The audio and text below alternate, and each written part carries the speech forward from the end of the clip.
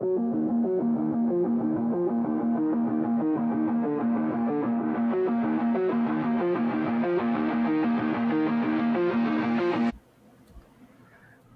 back to another episode of Sword and Soul Podcast. Today we're talking to men who don't do therapies. The guy who might feel like it's just not for them.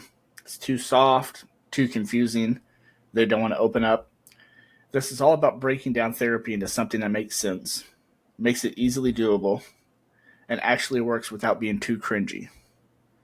Let's try to normalize the way that men look at therapy and counseling. So as we get into why men don't do therapy, there's a few things that we've touched on other podcasts and we'll probably touch on again. And as you're listening to this just doesn't have to do with just men. Women can experience the same type of reservations and feelings when it comes to therapy. But the big one is stigma and culture. We see that changing as each generation comes about. Mental health is talked about a little bit more. The next generation is usually a little bit more open and talking about their feelings. And things are changing, but there's still a long way to go. And men, especially our age, the late 20s, 30s, and now 40s, it's often branded as just talking about your feelings. And it doesn't really line up with how men were taught to deal with life. So that disconnect can create a lot of apprehension and anxiety and just kind of misunderstanding about how therapy works. And my entire practice right now is men. And I love it. And it's tough because it takes a long time to get the guy who spent 4 years in Afghanistan now comes home and has no one to talk to open up on the couch. And it doesn't help that I don't have experience in the military, but I'm still there to listen and offer that non-judgmental environment. And eventually they do open up, but it does take time. And a lot of that has to do with the fear of weakness, being able to admit that we're a failure. And this clashes with that, fix it yourself mentality that, my generation was raised on in the, in the 90s. And those guys who do go to therapy and ultimately end therapy probably had a bad experience, whether it was a break in trust, they just didn't understand them, they didn't feel comfortable saying things how it is. And that's very common. And you have to give it a try again, because if you don't go back, you're not going to figure it out. You're not going to find what you like. And it's always the therapist's responsibility to refer out if that fit isn't, right, and you request it. I know you touched on the fact that you can't really relate with somebody like that went through Afghanistan and went through war, but that might be a good barrier for somebody trying therapy, because then they can truly express where they're coming from, and it's not something you two have to connect on and bond over. Yeah, it's and not going to be a battle of experiences per se. Correct, right. That's helpful, and the fact that I genuinely want to learn about it, and everybody wants to teach somebody something, and if I can foster that or create that kind of environment where they could teach me something about their career or how the military works, then one, I can use that with other individuals. Two, I get to learn, and three, they are much more open to talking about things when you really foster that trust. Yeah, and when you talked about somebody facing battles, I thought of David. He fought many battles, led a nation, and he wasn't ashamed to process his inner life. The whole book of Psalms is pretty much him reflecting on all the emotions that he's went through. And if you took a man that's went to Afghanistan, Iraq, any of these Middle Eastern wars, and had them write a book, think about the emotional drainage that they're able to process and let out. Mm-hmm. So as we get into talking about therapy for men, it's important to reframe it. And we have this idea that it's just talking, but it's really training. You're trying to retrain how you think about things, how you behave, how you interact with your environment. And if you have a therapist that is goal focused, willing to work with you and meet your goals, they're going to give you tools to practice and give you those tools to work on to improve your life. So if you're going to a therapist and they're not giving you or challenging you with homework, things to do, then you are just talking. And what are you trying to accomplish then? You have to be challenged, especially men. You have to be challenged. You have to have that goal, that focus, and going into it not as just a talking session, but as like your therapist as your coach and someone who's going to give you the skills and tools to live a better life. So it's really less about lying on a couch and spilling emotions and more about learning these systems to handle the stress, relationship, and habits. And if you have a good therapist, then they make it abundantly clear that you are the one in control rather than them. Like the analogy I like to use is if you know about like rally car racing, there's the driver and then there's the navigator. And I'm the one in that passenger seat with the roadmap. I'm going to tell you where the twists and turns are, but it's your responsibility to take control of that wheel and make those choices. And pump the brakes. And pump the brakes. That's a big one. Is it can't be full steam ahead. Yep. And that's one of the things navigators do. They tell you what kind of curve it is and when the right time to brake and gas is, but it's ultimately you that makes the decision. And also we have to get away from this idea that you have to be broken to go to therapy. And that's just not true. If you wait till your car is broken to get it to, the mechanic, what are you dealing with? High bills, long repair times. Sometimes it's irreparable and to the junkyard it goes. It's kind of the same as asking for help. The quicker you're able to identify that you need help and get in there and get a little tune up, that's where the insight comes from. And that's really like the sweet spot when it comes to therapy. And you were talking about that with the training aspect of it. And it kind of takes me back to failure to prepare is preparing to fail. And then Proverbs 15:22, plans fail for lack of counsel. And if you're going to fail if you're not reaching out to people and helping you navigate or process or come up with a plan through this. And as men, we are the type that really just need our walls broken down. Here's the system. Follow the system step by step. We'll adjust as we go through.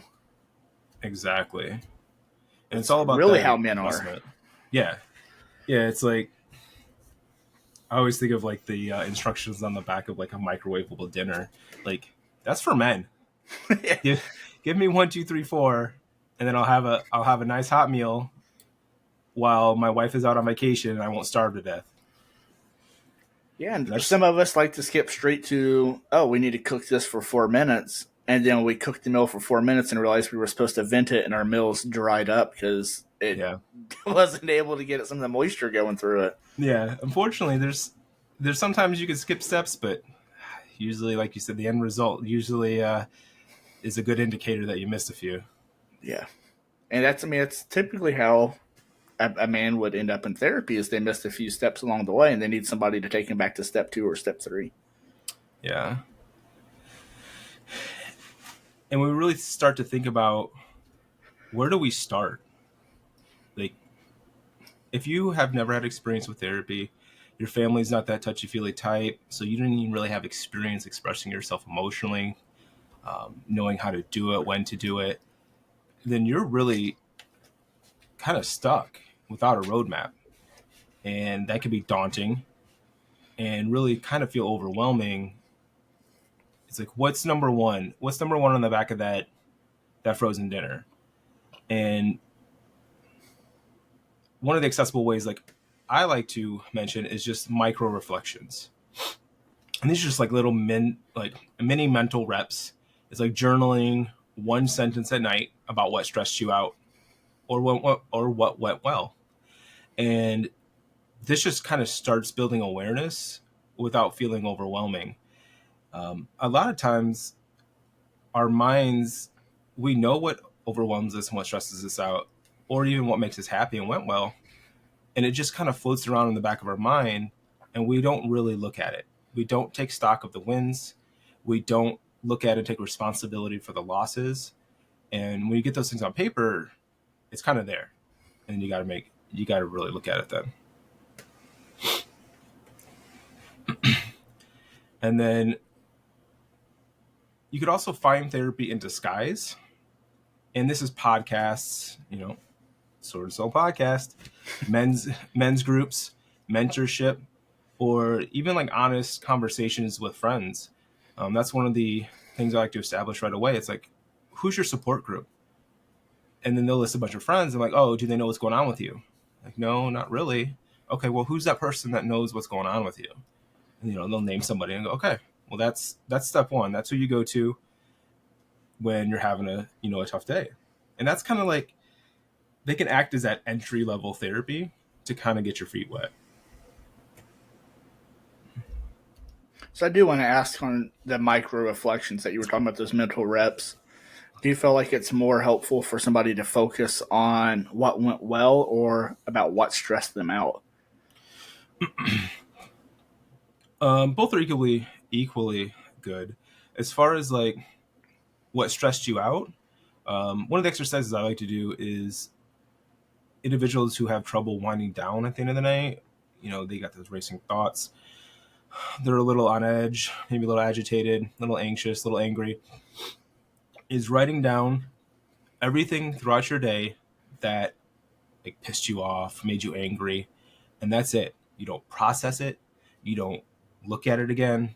You literally write it out, and it can be short and sweet, bullet points, close it up, and go to bed. And that's just a good practice for leaving things on the table and not taking it with you to bed. It takes a little practice, but it works. But also identifying those positive things, the things you're thankful for. As men, we have a really easy time glossing over those things and not taking stock of the wins and the things that make us happy, because we're always focused on that next, the next number on the back of the TV dinner, and not celebrating wins or being thankful and living in the moment. I was just asking because within like the church spectrum, practice of gratitude can definitely set you up for success, because then you're focusing on what went right all the time instead of what went wrong. Because as culture tells us, like, oh, you had to deal with this today. Yeah, but I had this to be thankful for. That taught me a lesson. Right. That's one of the things that this is preparing you to do. It's just building that awareness over and over again. And it's really your choice to decide what you want to focus on. Do you want to focus on all the negative, or do you want to start jotting down all those positives and reminding yourself of those every once in a while? Like when we were growing up, the big thing was, kind of cliche, was PMA, positive mental attitude. And it got to the point where people were just saying it to say it, and it really lost all of its, its meaning. It became a cultural phenomenon, but there's a lot of truth to it.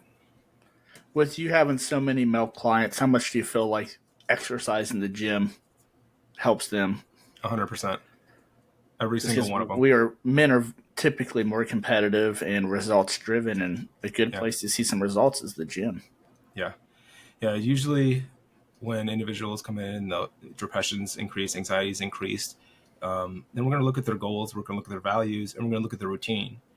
And if exercise and working out is on that list for them, I'm going to point it out. I'm going to ask them, well, what'd your workout routine look like the past 2 weeks? And almost every time it's lacking or non-existent. Yeah, and as a fitness coach, when I get check-ins from clients, and on my check-in, how would you rate your week overall, 1 through 10? And I see a 3. and then I look at your results from that week, hey, maybe your results are a 2 because your week was a 3. How can we Mm-hmm. get you up to a 5 next week? Like, what do we need to do differently? How can I, as your coach, help set you up for success next week? Yep. And one thing I like to point out is that you don't have to go to the gym and kill yourself. If you're having a day where you just don't want to go to the gym, then do the workout that you love the most, even if you've already done it that week. Like if arms is your thing and maybe today was legs, go and do arms. Don't just forego the gym entirely because you don't want to do that one workout. Do what gets you in the gym. Yeah, and as a fitness coach, I tell my clients, I think I've told you this, I'd rather you do something you enjoy than do a workout you hate and regret it afterwards. Yeah. If you have to train upper body 6 days this week because you really just don't feel like putting that weight on your back and pushing yourself and struggling through it, then don't. Like, Mm-hmm. we're not helping each other at all if you're forcing yourself to do these workouts all the time. Exactly. Every now and then, yeah, I want you to get out of your comfort zone, but this should be an enjoyable process. And exercise is typically told to people when they've gained weight that then it becomes a punishment when it shouldn't be. Mm-hmm. And you don't have to punish yourself in the gym. Like, enjoy it. Yep. And a lot of the times it's almost like a light bulb. Like some people don't even think about that. Like, oh, I guess I could do that. So it's whatever you can do to lower that barrier of entry to get in that gym for the day. Do it. Because going is better than not going. And I would say the same could probably be said with therapy. Yeah. Talking to somebody is not or is better than not talking to somebody. All right, so we'll wrap this up. I do want to ask where's the best place somebody can start as far as reaching out to getting their feet wet with therapy? Is it tech? Is it a website? Is it a phone call? An in-person visit? Where would you say the best places to start? I think the best place to start is with someone that's gone to therapy. Sit down and ask them questions. Get to know their experience and just learn how the system works. And you start to become familiar with it. Then after that, Google Psychology Today, search out your zip code, and then once kind of get the courage up, then interview your therapist. It's important you shop around. Like if you're going to get a quote on your roof, you're not going to go with the first quote. You're going to do 2, 3, 4, 5 quotes, and maybe the cheapest one isn't right for you. Maybe you trust the one that's a little bit more expensive. And it's the same thing with therapy. Most therapists are going to offer a 15-minute consultation. And if you don't see that as something that's written out on their website or on Psychology Today, you can always call and ask if they'll do one with you.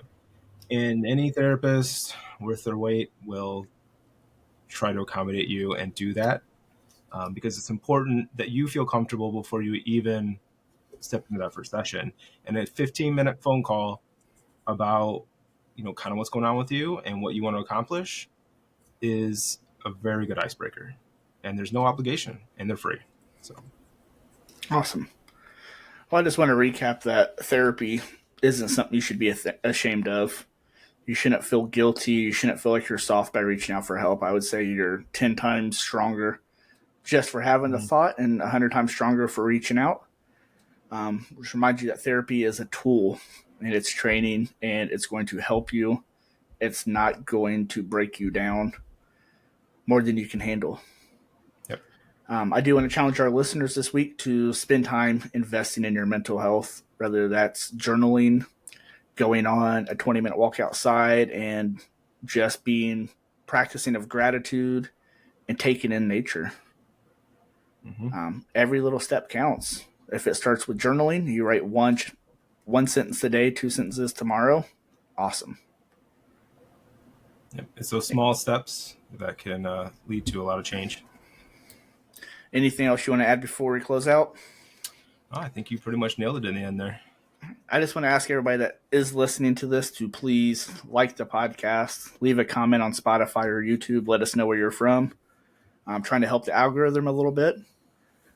We are available on TikTok, Instagram, YouTube, and Spotify at Sword and Soul Podcast. Just want to thank you all for tuning in. Thanks, guys.